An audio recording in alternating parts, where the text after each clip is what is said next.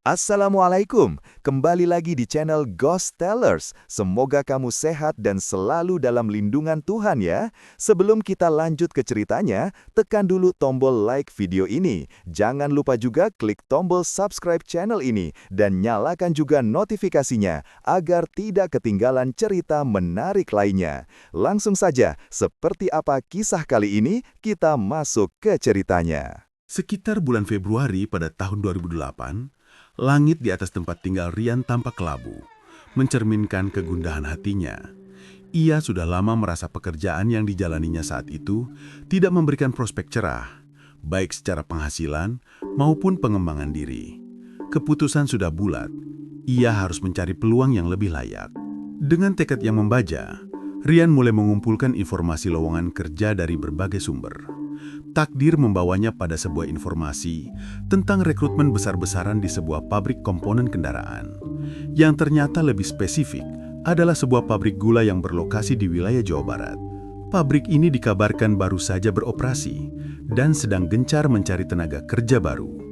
Meskipun Rian adalah sosok yang cukup percaya diri dengan kemampuannya, ia merasa akan lebih nyaman dan kuat jika menjalani proses melamar ini bersama seorang teman. Pilihannya jatuh pada Andi, sahabatnya, yang kebetulan sedang menganggur dan juga tengah mencari arah baru dalam hidupnya. Andi adalah tipe pria yang santai, namun memiliki semangat yang tinggi ketika ada peluang di depan mata. Tanpa membuang waktu, Rian segera menyalakan mesin motor tuanya dan meluncur menuju rumah Andi yang letaknya tidak terlalu jauh. Jarak tempuh yang singkat itu memberinya waktu untuk menyusun kata-kata terbaik agar Andi tertarik dan segera ikut melamar. Sesampainya di sana, tanpa basa-basi Rian langsung menyodorkan informasi lowongan itu, menjelaskan potensi dan lokasi pabrik yang terbilang baru. Wajah Andi seketika berbinar. Kelegaan terpancar jelas dari matanya, seolah kesempatan emas ini datang tepat pada waktunya, mengakhiri masa-masa sulitnya tanpa pekerjaan tetap. Mereka berdiskusi panjang malam itu, merinci setiap dokumen yang dibutuhkan, dan menyepakati waktu keberangkatan keesokan paginya, sekitar pukul 9 untuk menyerahkan berkas lamaran mereka ke perusahaan yang mereka sebut sebagai perusahaan X. Semangat dan harapan mereka malam itu begitu tinggi, mengalahkan keraguan apapun yang mungkin muncul. Mereka tidur dengan mimpi-mimpi tentang seragam kerja baru dan gaji bulanan yang stabil. Sebuah babak baru dalam hidup yang siap mereka jalani bersama. Mereka memastikan semua fotokopi ijazah, surat kesehatan, dan surat-surat penting lainnya sudah tertata rapi dalam amplop coklat, siap diantar menuju masa depan yang cerah di pabrik gula di Jawa Barat itu. Keesokan harinya, sesuai janji, Rian dan Andi berangkat pagi-pagi sekali dengan sepeda motor menuju lokasi pabrik yang cukup jauh, menempuh perjalanan yang melelahkan. Setelah tiba di pabrik gula di Jawa Barat, sebuah kompleks industri yang tampak modern namun dikelilingi oleh area yang masih sepi, mereka langsung menuju pos keamanan dan menyerahkan berkas lamaran mereka dengan hati penuh harap. Seminggu berlalu dalam penantian yang mendebarkan. Setiap dering telepon atau bunyi notifikasi SMS selalu membuat jantung mereka berdebar kencang.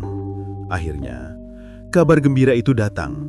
Mereka dipanggil untuk menjalani proses wawancara. Pria yang mewawancarai mereka adalah Pak Hadi, seorang manajer yang tampak tegas namun ramah, yang bertanya banyak tentang latar belakang, pengalaman kerja sebelumnya, serta kesiapan mental dan fisik mereka untuk bekerja di lingkungan pabrik yang menuntut kedisiplinan dan ritme cepat. Meskipun sempat dilanda rasa gugup yang wajar, terutama Andi yang sudah lama tidak menjalani proses formal seperti itu, keduanya berhasil melewati sesi wawancara dengan cukup baik, menjawab setiap pertanyaan dengan jujur dan meyakinkan. Setelah wawancara, Pak Hadi menjelaskan bahwa tahapan selanjutnya adalah pelatihan atau training selama kurang lebih 1 minggu. Mereka menjalani masa pelatihan itu dengan tekun, mempelajari segala sesuatu mulai dari sistem kerja, cara mengoperasikan beberapa alat produksi ringan, hingga yang paling penting, prosedur keselamatan kerja. Mereka disadarkan betapa kompleksnya operasional sebuah pabrik pengolahan gula. Pabrik tersebut menurut informasi yang mereka dengar, memang baru diresmikan sekitar 2 bulan sebelumnya. Inilah alasan mengapa rekrutmen sangat gencar untuk memenuhi kebutuhan produksi yang terus meningkat. Akhirnya, pengumuman yang paling ditunggu datang. Rian dan Andi resmi diterima sebagai karyawan. Sebuah pencapaian besar yang membuat mereka saling berpelukan gembira. Mereka dijadwalkan mulai bekerja pada hari Senin berikutnya, ditempatkan di bagian pengemasan atau packing, bersama dengan sekitar 12 karyawan lainnya. Rian dan Andi merasa lega dan bersyukur. Mereka segera mencari kosan yang letaknya tidak terlalu jauh dari pabrik gula di Jawa Barat itu untuk menghemat biaya transportasi dan waktu. Mereka siap menyambut kehidupan baru sebagai pekerja pabrik. Sebuah babak yang mereka yakini akan membawa stabilitas dan kesejahteraan. Tidak ada firasat buruk sedikit pun menyelimuti kegembiraan mereka saat itu. 2 bulan pertama Rian dan Andi bekerja di pabrik gula di Jawa Barat berjalan sangat mulus. Seolah membenarkan semua harapan yang mereka tanamkan saat melamar. Rutinitas kerja di bagian pengemasan berjalan dengan ritme yang cepat namun teratur. Mereka bekerja dari pagi hingga sore, diselingi istirahat siang dan sholat, seperti layaknya pekerjaan pabrik pada umumnya. Suasana kerja terasa sangat kondusif. Rekan-rekan kerja mereka, yang juga banyak diisi oleh karyawan baru, semuanya ramah dan suportif. Mereka sering berbagi cerita dan candaan saat jam istirahat atau ketika sedang menunggu barang yang siap di-packing. Rian yang lebih fokus dan teliti, dan Andi yang lebih santai dan mudah bergaul, saling melengkapi dan menjadi tim yang solid. Mereka belajar banyak tentang bagaimana sebuah perusahaan besar beroperasi, bagaimana mesin-mesin bekerja dengan presisi, dan bagaimana sistem manajemen mengatur segalanya. Tidak ada satupun kejadian aneh, mencurigakan atau berbau mistis yang mereka dengar maupun alami. Lingkungan pabrik terasa hidup dan berdenyut, terutama karena pabrik ini baru dan operasionalnya masih full. Bahkan, ketika mereka melakukan shift sore dan pulang agak malam, suasana di dalam area pabrik masih terasa aman. Mungkin karena lampu-lampu penerangan yang terpasang di setiap sudut sangat memadai. Mereka mulai terbiasa dengan suara bising mesin produksi di lantai bawah, bau manis dari sisa-sisa pengolahan gula, dan hiruk-pikuk karyawan. Rian dan Andi sering menghabiskan waktu bersama di kosan setelah pulang kerja. Berbagi cerita tentang target harian, kesulitan kecil yang mereka hadapi, atau sekedar merencanakan pengeluaran bulanan. Mereka merasa stabil dan berada di jalur yang benar. Keduanya bahkan sempat bercanda tentang kemungkinan promosi jika mereka bekerja dengan baik di pabrik gula di Jawa Barat ini. Ilusi tentang tempat kerja yang aman dan bebas dari gangguan supranatural begitu kuat, membuat mereka lengah dan tidak menduga sedikit pun bahwa ketenangan itu hanyalah sebuah pembuka untuk serangkaian teror yang mengerikan yang sudah menanti mereka di bulan-bulan berikutnya. Mereka sepenuhnya percaya bahwa lingkungan industri modern tidak menyisakan ruang bagi hal-hal gaib. Memasuki bulan ketiga bekerja, pada suatu siang yang panas, pukul 12 tepat, bel istirahat berbunyi nyaring memecah kebisingan mesin. Sontak, sebagian besar karyawan bergegas menuju kantin atau musola. Rian, yang masih harus menyelesaikan sedikit pekerjaan packing sebelum istirahat, memilih bertahan di ruangan lantai atas itu. Andi, yang tiba-tiba merasa sakit perut dan kebelet buang air besar, berpamitan dan bergegas turun ke lantai bawah menuju toilet. Sebelum pergi, Rian sempat berpesan, "Nanti tunggu aku di kantin ya, perutku sudah lapar sekali." Andi hanya mengangguk cepat sambil berlari. Rian pun kembali fokus.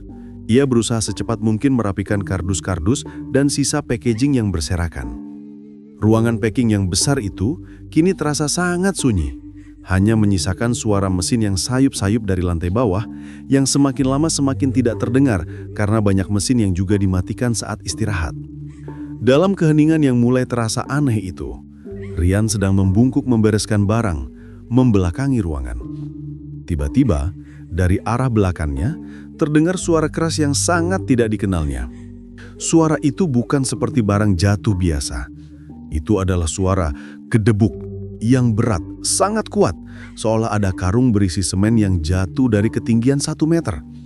Sontak, Rian terlonjak kaget. Jantungnya berdebar sangat kencang. Ia refleks memutar tubuhnya menghadap ke belakang.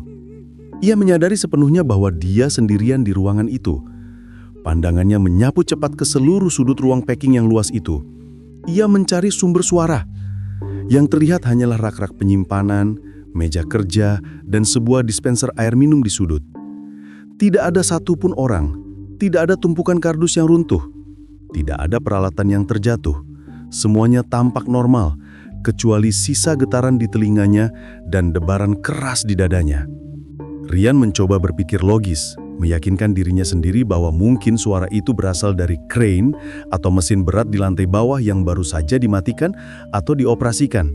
Meskipun ia tahu suara mesin crane biasanya tidak seperti itu.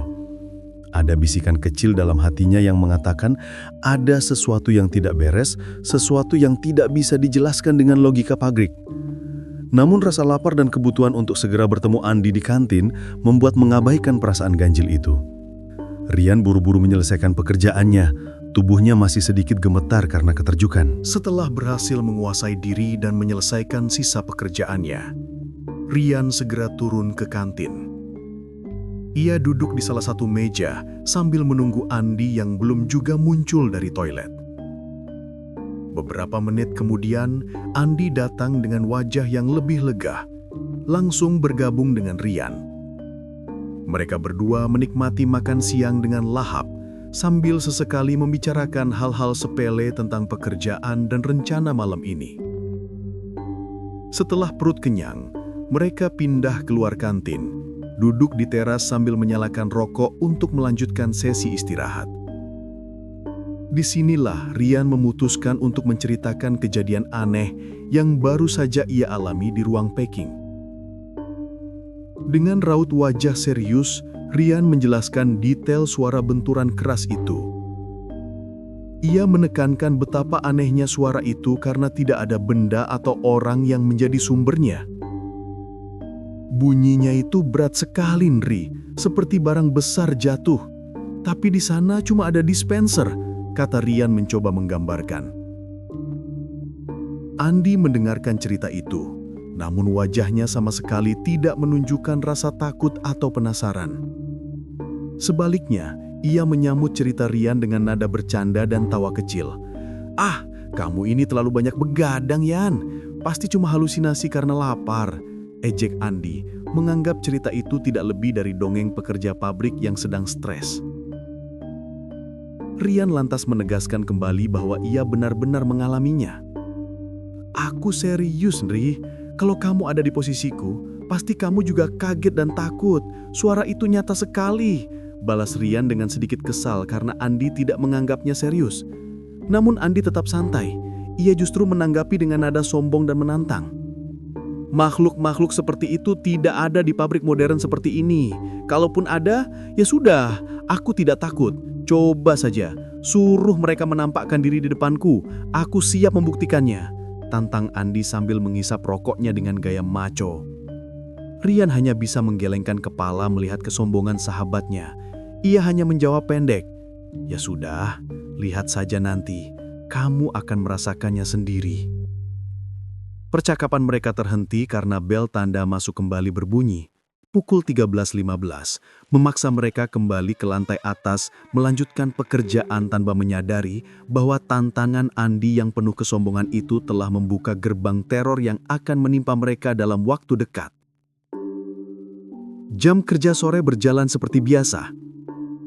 Kepadatan dan hiruk-pikuk karyawan membuat suasana di ruang packing terasa normal, menenggelamkan semua perasaan ganjil yang sempat dialami Rian. Waktu terus berputar hingga akhirnya pukul 17.30, bel penanda akhir jam kerja berbunyi. Satu persatu karyawan mulai bergegas pulang, meninggalkan pabrik gula di Jawa Barat itu. Namun Rian dan Andi sengaja belum turun. Hari itu, mereka mendapatkan target untuk merapikan dan menyusun ulang ratusan kardus yang akan dikirim ke pabrik lain keesokan harinya. Mereka berbincang santai sambil menata ulang tumpukan kardus yang menjulang tinggi, mengecek ulang dokumen pengiriman yang harus mereka bawa pulang ke kosan. Lampu-lampu pabrik mulai meredup di beberapa area yang tidak lagi aktif, menyisakan pencahayaan yang cukup minim di ruang packing mereka. Suasana santai itu mendadak terhenti dan berubah mencekam. Rian sedang membelakangi lorong, fokus pada kardus di depannya, sementara Andi berdiri agak jauh di belakangnya, menyelesaikan hitungan stok. Tiba-tiba, Andi mengeluarkan teriakan kaget yang tercekik. Suaranya tidak seperti teriakan biasa, melainkan teriakan panik yang tertahan di tenggorokan. Rian langsung menoleh, terkejut melihat wajah Andi yang seketika berubah drastis. Matanya melotot lebar memancarkan kengerian yang luar biasa, seolah melihat sesuatu yang seharusnya tidak ada. Rian refleks bertanya, "Ada apa, Nri?" Andi tidak bisa langsung menjawab. Ia hanya menunjuk ke arah belakang Rian dengan tangan gemetar.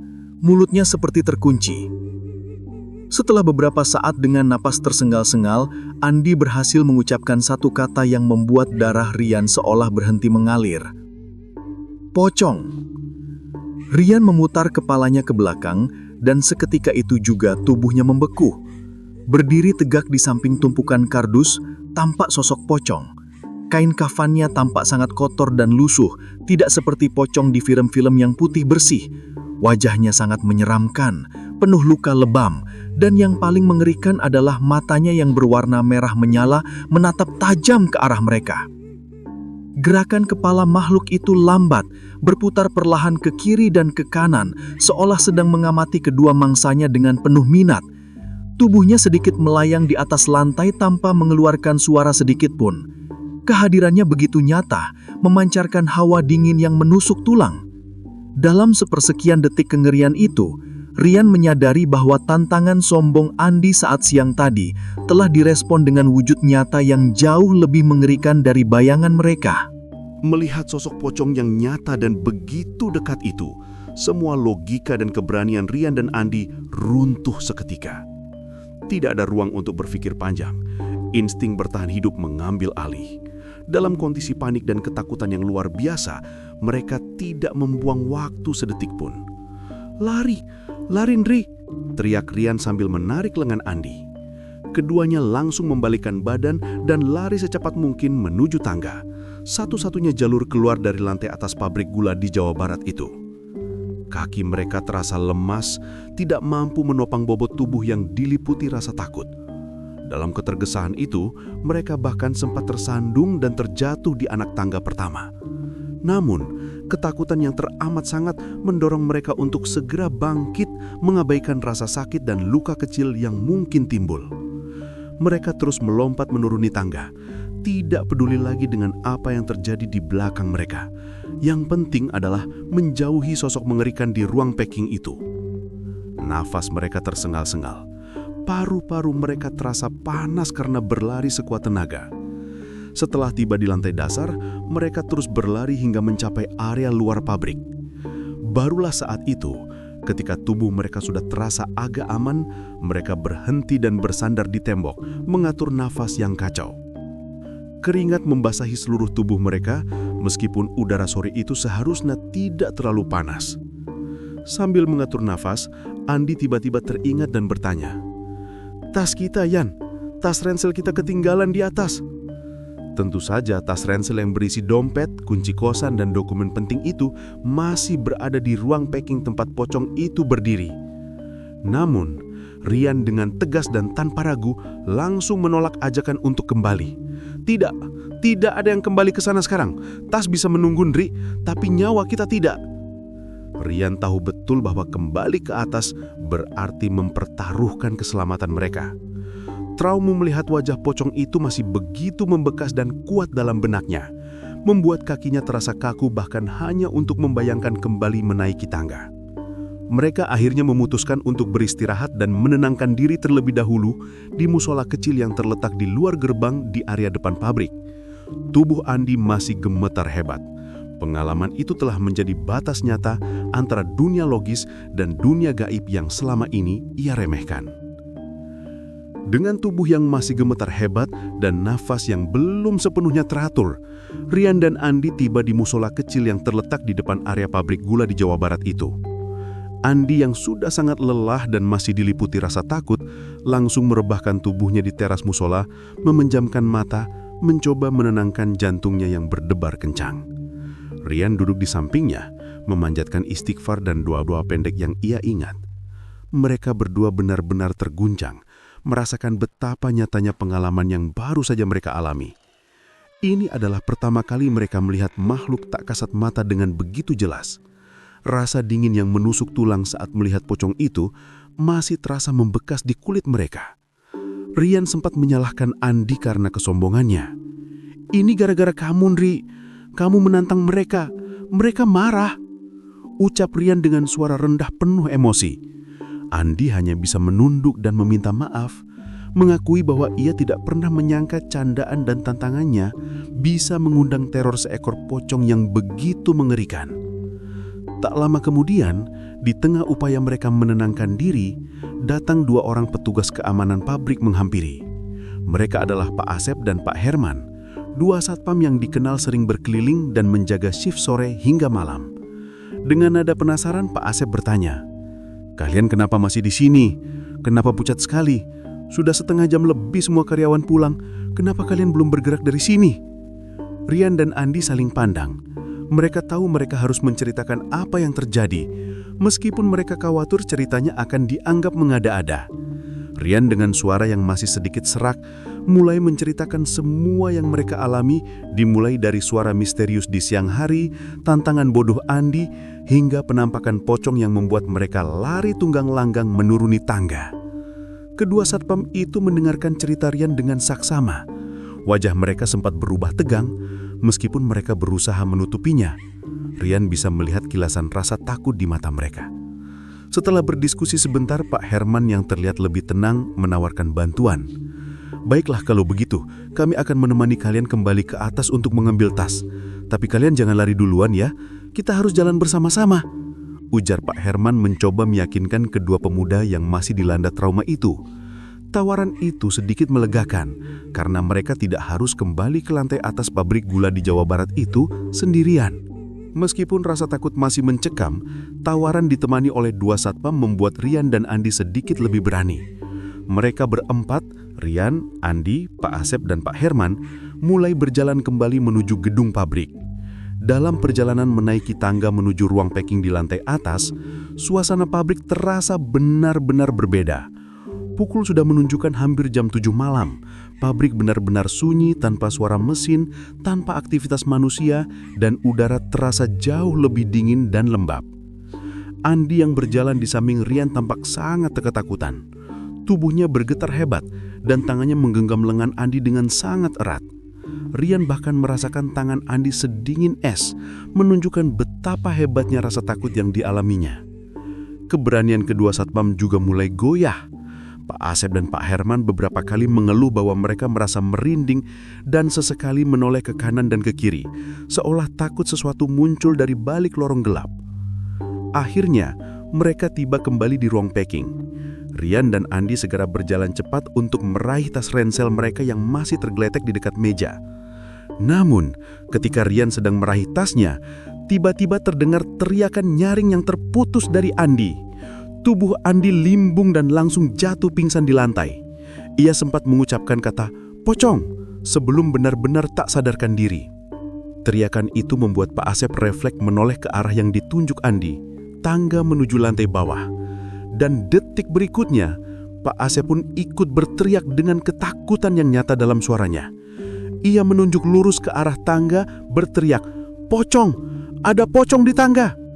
Sontak Rian dan Pak Herman ikut melihat ke arah itu. Apa yang mereka lihat membuat nafas mereka tercekat. Berdiri tepat di jalur tangga yang merupakan satu-satunya jalur keluar dari lantai atas pabrik gula di Jawa Barat itu adalah 2 sosok pocong. Salah satunya berdiri diam menatap lurus dengan mata merah menyala. Sosok yang lain jauh lebih menyeramkan. Kepalanya terus bergerak berputar perlahan ke kiri dan ke kanan, persis seperti yang sempat diceritakan Rian pada siang hari. Kedua makhluk itu berdiri seolah sengaja menghadang jalan keluar mereka, membuat ketiga orang yang masih sadar itu hanya bisa berdiri terpaku dalam ketakutan yang luar biasa, sementara Andi terbaring tak berdaya di lantai. Situasi menjadi sangat kacau dengan munculnya 2 pocong yang menghadang tangga dan 2 orang yang terbaring pingsan. Rian, Pak Herman, dan Pak Asep yang masih sadar hanya bisa berdiri terpaku. Namun Pak Herman yang paling tua dan berpengalaman segera mengambil inisiatif. Ia menyadari bahwa mereka tidak bisa terus berdiri di sana. "Cepat, kita harus seret mereka ke dalam gudang," perintah Pak Herman dengan suara bergetar namun tegas, menunjuk ke sebuah gudang kecil yang terletak dekat dispenser, tempat di mana Rian sempat mendengar suara aneh di siang hari. Mereka tidak sempat berpikir panjang. Dengan panik, Rian dan Pak Herman menarik tubuh Andi yang lemas dan tidak berdaya. Mereka menariknya sekuat tenaga tanpa memedulikan apakah baju Andi akan sobek atau tubuhnya terbentur lantai. Prioritas mereka saat itu hanyalah menyelamatkan diri dari tatapan tajam dua pocong yang berdiri di tangga. Setelah berhasil menyeret Andi sejauh beberapa meter, mereka beralih membantu Pak Asep yang juga langsung tak sadarkan diri setelah berteriak melihat penampakan itu. Gudang yang mereka tuju sebenarnya hanyalah sebuah ruangan kecil yang biasa digunakan untuk menyimpan tumpukan kardus lipat. Ruangan itu sempit, hanya cukup menampung beberapa orang dewasa. Dalam kondisi terengah-engah dan penuh kecemasan, mereka akhirnya berhasil masuk ke dalam gudang, lalu segera menutup pintunya rapat-rapat. Ruangan itu menjadi gelap gulita dan pengap, berbau debu kardus. Namun terasa jauh lebih aman daripada berada di luar. Di dalam gudang, Rian yang paling muda dan paling panik mulai membaca doa-doa dan ayat Al-Quran yang masih ia ingat. Ia berharap dengan bacaan itu makhluk-makhluk gaib yang mengganggu mereka akan segera pergi. Pak Herman ikut melantunkan doa-doa perlindungan, sementara ia mencoba membangunkan Pak Asep dan Andi yang terbaring. Keringat membasahi mereka bertiga. Mereka saling menatap dalam kegelapan, diliputi ketakutan. Tak satu pun dari mereka berani membuka pintu dan melangkah keluar, menyadari bahwa di luar sana, teror dua pocong masih menunggu, menghadang jalan mereka untuk meninggalkan pabrik gula di Jawa Barat itu. Mereka hanya bisa menunggu, berharap pertolongan datang atau makhluk itu pergi dengan sendirinya. Keheningan yang mencekam menyelimuti gudang kecil itu hanya dipecah oleh suara nafas Rian dan Pak Herman yang masih tersengal-sengal serta lantunan doa perlindungan yang terus mereka bacakan. Mereka masih berusaha menyadarkan Andi dan Pak Asep yang terbaring. Namun, ketenangan semu itu tiba-tiba pecah. Di tengah suasana yang tegang dan doa yang belum selesai dibaca, terdengar suara ketukan dari arah pintu gudang. Tok, tok, tok. Suara itu terdengar jelas, tidak terlalu keras, namun cukup untuk membuat Rian dan Pak Herman langsung saling berpandangan. Tubuh mereka kaku. Siapa yang mengetuk? Mereka tahu pasti tidak ada lagi karyawan yang tersisa di dalam gedung pabrik. Dan dua pocong tadi terlihat di tangga. Logika mereka mengatakan itu bukanlah manusia. Ketukan itu terus berulang. Kali ini sedikit lebih cepat dan intens, membuat suasana semakin menakutkan. Meskipun Pak Asep adalah sosok yang dikenal mudah panik dan penakut, rasa penasaran atau mungkin dorongan untuk memastikan keselamatan mereka ternyata lebih besar daripada ketakutannya sendiri. Di tengah ketegangan yang memuncak, Pak Asep berdiri perlahan dan mendekati pintu. Ia memutuskan untuk mengintip melalui salah satu lubang kecil yang berfungsi sebagai ventilasi udara di permukaan pintu. Dengan gerakan hati-hati, ia mendekat dan mencoba mengamati keadaan di luar. Rian dan Pak Herman menahan nafas, menunggu kabar. Beberapa detik berlalu dalam keheningan yang menegangkan, hingga tiba-tiba Pak Asep berteriak dengan suara yang sangat keras dan memilukan. "Pocong! Pocong!" Teriaknya menyebutkan wujud yang dilihatnya kembali. Teriakan itu hanya berlangsung singkat karena tubuhnya langsung terjatuh tak sadarkan diri. Menambah satu lagi korban pingsan. Kini hanya tinggal Rian dan Pak Herman yang masih dalam kondisi sadar. Berdua di dalam ruangan sempit itu dikepung rasa takut dan ketidakpastian. Mereka panik. Pak Herman berusaha menyadarkan Andi dan Pak Asep, namun hasilnya nihil. Mereka terus membaca doa, namun suara ketukan di pintu gudang kini terdengar seperti gesekan kuku panjang di permukaan kayu, menandakan bahwa entitas di luar itu semakin dekat dan semakin mengganggu. Waktu seolah berjalan sangat lambat.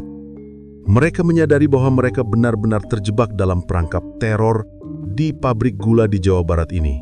Hampir 30 menit berlalu, dan baik Andi maupun Pak Asep tidak juga sadar. Ketukan dan suara-suara aneh dari luar gudang semakin sering terdengar, membuat Rian dan Pak Herman hampir kehilangan harapan. Dalam situasi genting itu, Rian tiba-tiba teringat pada Faisal, temannya yang memiliki banyak kenalan, termasuk seseorang yang disebut-sebut mengerti hal-hal gaib bernama Arif. Tanpa berpikir dua kali, Rian segera meraih ponselnya. Dengan suara terbata-bata dan penuh tekanan, Rian menelpon Faisal. Ia menceritakan seluruh kejadian dari awal hingga akhir, bagaimana mereka dikepung oleh dua pocong dan bagaimana teman-teman dan satpam pabrik mereka pingsan. "Fal, tolong, kami benar-benar terjebak. Cepat, datang ke pabrik gula di Jawa Barat ini. Ajak Arif dan siapapun yang bisa membantu. Kami tidak bisa bertahan lebih lama lagi." Mohon Rian dengan suara hampir menangis. Faisal yang mendengarkan cerita itu dengan penuh perhatian langsung menyanggupi. Ia berjanji akan segera datang dan membawa bantuan sebanyak mungkin. Rian memberikan arahan sejelas mungkin mengenai lokasi gudang tempat mereka bersembunyi. Tak lama setelah sambungan telepon ditutup, suasana di dalam gudang kembali berubah. Suara-suara aneh, gesekan dan ketukan semakin intens, seolah-olah makhluk-makhluk itu tahu bahwa mereka sedang meminta bantuan dan berusaha menghalangi. Rian dan Pak Herman hanya bisa saling menguatkan, terus membaca doa dan menunggu dengan cemas. Sekitar 15 menit kemudian, di tengah ketegangan yang memuncak, terdengar suara manusia dari luar yang memanggil nama Rian dengan nada cemas. "Rian, Rian, kamu di mana?" teriak suara itu. Rian langsung merespon dengan penuh kelegaan. "Ya, saya di sini, di dalam gudang." Begitu pintu gudang dibuka, Rian langsung terkejut bercampur haru. Faisal benar-benar datang, dan ia tidak datang sendirian. Ia membawa serta 7 orang temannya termasuk Arif, sang ahli spiritual. Faisal dengan sigap langsung mengatur pembagian tugas. Ia meminta beberapa temannya membantu menggotong Andi, sementara ia sendiri bersama Rian dan Pak Herman mengangkat tubuh Pak Asep. Mereka akhirnya berhasil keluar dari gudang kecil itu, meninggalkan kegelapan dan ketakutan yang mencekik. Cahaya lampu pabrik, meskipun minim, terasa seperti penyelamat. Setelah semua berhasil dikeluarkan dari gudang, Faisal meminta rombongan besar itu berkumpul sejenak di pojokan dekat tangga, menjauh dari ruangan utama tempat mereka tadi diteror. Arif, sosok yang tampak tenang namun penuh kewaspadaan, langsung menyadari situasi yang ada. Ia memberitahu mereka bahwa tempat itu sedang dikelilingi oleh banyak makhluk halus. Ia menegaskan bahwa pocong yang mereka lihat hanyalah sebagian kecil. Ada entitas lain yang turut mengawasi dari kegelapan. Andi dan Pak Asep yang pingsan adalah bukti nyata betapa kuatnya energi negatif di sana. Tanpa banyak bicara, Arif segera mengeluarkan beberapa benda dari dalam ranselnya, sebungkus garam kasar dan sebotol air putih. Ia menggenggam sejumlah garam kasar, memejamkan mata, dan mulai membaca doa-doa khusus dalam bisikan yang pelan namun khusyuk, memohon perlindungan dan kekuatan dari Tuhan. Setelah selesai, ia melemparkan garam tersebut ke beberapa sudut ruangan, menciptakan semacam batasan tak kasat mata. Tak hanya itu, Arif juga membuka botol air putih, membacakan doa-doa di atasnya, lalu menyiramkan air itu ke sekeliling area tempat mereka berdiri hingga botol itu kosong. Sesaat setelah ritual itu dilakukan, suasana hening di pabrik gula di Jawa Barat itu tiba-tiba dipecahkan oleh suara-suara jeritan nyaring dari berbagai arah. Jeritan itu terdengar seperti suara kesakitan dan kemarahan, meskipun tidak ada wujud yang terlihat. Rian dan semua yang mendengarnya merasakan bulu kuduk mereka berdiri tegak. Suara-suara itu begitu nyata dan menyayat telinga, membuat suasana seolah berguncang. Namun, jeritan-jeritan itu hanya berlangsung beberapa detik sebelum akhirnya menghilang, meninggalkan keheningan total yang sangat berbeda dari sebelumnya. Dari arah tempat Arif melempar garam dan menyiram air, perlahan muncul asap putih tipis yang membubung ke udara. Rian yang penasaran bertanya kepada Arif tentang apa yang terjadi. Arif menjelaskan bahwa jeritan itu adalah suara makhluk-makhluk halus yang tersakiti oleh energi spiritual dari garam dan air yang telah didoakan. Dan asap putih itu adalah pertanda bahwa mereka telah berubah wujud dan perlahan menghilang dari area tersebut. Setelah memastikan area sudah relatif aman, rombongan besar itu segera bergerak turun, menggendong Andi dan Pak Asep yang masih belum sadar. Setelah berhasil turun ke lantai dasar pabrik gula di Jawa Barat dan menenangkan diri di pos satpam, Rian dan yang lain fokus menyadarkan Andi dan Pak Asep.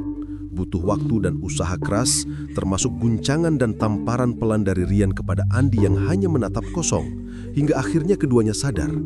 Mereka semua saling mengucapkan terima kasih kepada Faisal, Arif, dan teman-temannya yang telah menyelamatkan nyawa mereka. Setelah suasana agak tenang, Rian dan Andi yang masih kelelahan dan trauma akhirnya memutuskan untuk pulang ke kosan. Dalam perjalanan pulang menggunakan motor, meskipun sudah merasa lebih lega, Rian sempat menangkap bayangan putih yang melayang cepat di sudut matanya di antara pepohonan pinggir jalan. Firasatnya mengatakan bahwa itu adalah pocong yang mengikuti mereka, tetapi ia memilih diam, tidak memberitahu Andi yang masih sangat terguncang. Setibanya di kosan, Rian segera mandi untuk membersihkan diri, sementara Andi duduk di ruang tengah, mencoba mengalihkan pikiran dengan menonton televisi. Namun, ketenangan itu tidak berlangsung lama. Tiba-tiba televisi Andi mati dengan sendirinya dan angin dingin dan lembab berhembus dari jendela. Kemudian, terdengar suara ketukan pelan dari arah jendela. Dengan perlahan, Andi menoleh dan matanya membelak lebar. Di balik kaca jendela, tampak kepala pocong dengan wajah pucat dan mulut menganga. Mata merahnya menatap tajam ke dalam ruangan. Andi langsung berteriak histeris, lari menggedor pintu kamar mandi tempat Rian berada. Setelah berhasil ditenangkan oleh Rian, gangguan tidak berhenti. Setelah mandi, saat Andi dan Rian sedang duduk di ruang tengah, lampu kosan tiba-tiba padam, sementara lampu kosan sebelah menyala terang.